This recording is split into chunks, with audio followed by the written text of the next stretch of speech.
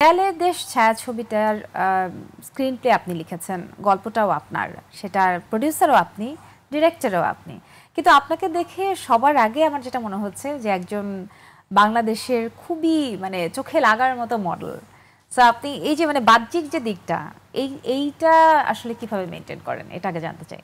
এটা আলাদা করে মেনটেন করতে হয় না। ফিল্ম মেকিংটা আমার প্রফেশন, তার বাইরে আমি একটা ইন্ডিভিজুয়াল পার্সোনালিটি। সো সেটা সোসাইটিতে আমি চলতে গেলে তখন ডেফিনেটলি আমার আউটলুকটা ইম্পর্টেন্ট। তো সেই জায়গা থেকেই আমার পোশাক বা আমার লুকস সেটা আমার মানে আই থিঙ্ক মানে অটোমেটিক্যালি আসে। সাধারণত বাংলাদেশে আমরা কোনো প্রডিউসারকে কিংবা ডিরেক্টরকে এই ধরনের লুকে দেখি না।